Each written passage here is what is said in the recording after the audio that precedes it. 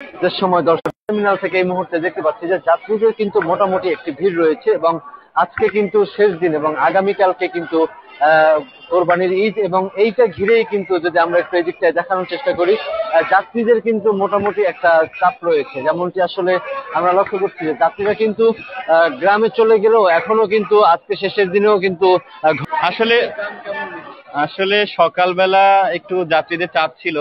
আমরা সকালের দিকে আসতে পারিনি, কিন্তু দুপুরের দিকে বাস আসলে কম, আর যারা যাচ্ছেন প্রত্যেকটা বাসই একেবারে বুক হয়ে গেছে, সিট বুক হয়ে গেছে। আর টিকিটের দামটা একটু বেশি নিচ্ছে, 100-150 টাকা বেশি তারা নিচ্ছে। এখন আমরা যারা যাত্রী আছি তারা একরকম জিম্মি, আমরা যদি তাদের কাছে এই টিকিটটা না কাটি, এই মুহূর্তে দেখা যাচ্ছে অন্য মানুষ এসে টিকিটটা কেটে ফেলবে। এই কারণে তাদের সাথে আমরা এরকম দাম দরাদরি করতে পারছি না, 100-150 টাকা বেশি দিয়ে আমাদের টিকিট কাটতে হচ্ছে। এবার আসলে মানে সকালের দিকে আমি যতদূর জেনেছি মাওয়া ঘাট বা আরিচা ঘাটে প্রচুর জ্যাম ছিল, সে কারণে গাড়িগুলো আসতে পারেনি, অনেকে অপেক্ষা করছে ভোর পর্যন্ত। একেবারে ভোরের যে গাড়িগুলো ছিল সেগুলো ছেড়ে গেছে 9টার দিকে। আমার মনে হয় এখন একটু জামটা ছাড়বে এবং আমরা স্বাচ্ছন্দ্যে যেতে পারবো। আর বাড়িতে যাওয়া আসলেই একটি মানে খুব আনন্দের। ঈদের সময় ঢাকায় থাকা আর বাড়িতে যাওয়াটা অনেক পার্থক্য রয়েছে। বাবা মার সাথে ঈদ করব, এটা ভাবতে পেরে অনেক ভালো লাগছে।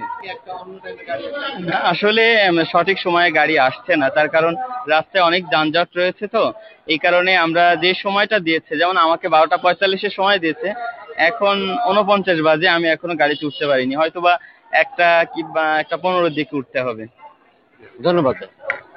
দর্শক শুনছিলাম আসলে কাউন্টারে যারা যাত্রীরা রয়েছেন টার্মিনালে তাদের কাছ থেকে যে কিছুটা হলেও কিন্তু যাত্রীদের কাছ থেকে বেশি টাকা নেওয়া হচ্ছে বা বাস কাউন্টার কর্তৃপক্ষ, এবং নির্দিষ্ট সময় কিন্তু গাড়ি আসছে না এমনটিও কিন্তু জানিয়েছেন। তবে এই দিকটা যদি আরেকটু দেখানোর চেষ্টা করি যে যাত্রীদের কিন্তু ওই পরিমাণের চাপ নাই, কিন্তু আগে থেকেই কিন্তু টিকিট বুকিং হয়ে রয়েছে, যেটা সবাই আগে থেকে টিকিট কেটে রেখেছে যারা আসলে ঘরে ফিরবে, এমনটি আমরা জানতে পেরেছি এখানকার মানুষের পক্ষ থেকে।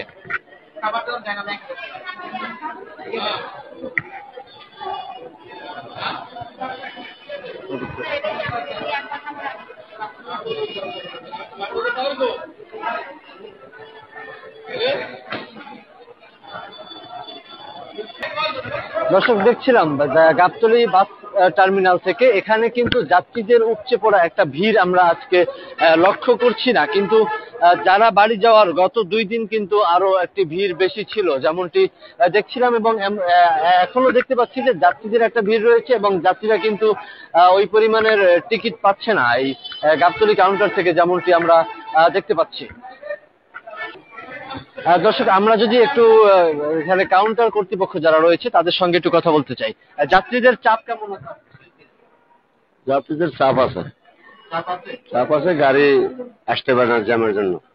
নির্দিষ্ট টাইমে গাড়ি আসতে পারে না। আপনাদের গাড়ি কোথায় যায়? ঢাকা থেকে খুলনা যায়, যশোর থেকে খুলনা। টিকিট কি অ্যাভেলেবল আছে? এখন গাড়ি নিয়ে টিকিট পাবো কোথা থেকে? গাড়ি আসলে না, তা টিকিট দেবো কোথা থেকে? গাড়ি আসলে না, বাড়তি ভাড়া নির্ধারিত সরকার যে রেট সে ভাড়া আমরা কম নিচ্ছে।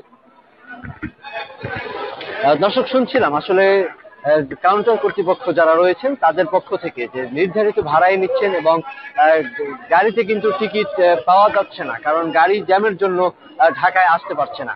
দর্শক এই ছিল গাবতলী বাস কাউন্টার থেকে আমার কাছে সর্বশেষ। মেহেদী হাসান মুয়াজ, দেশ সময়, ঢাকা।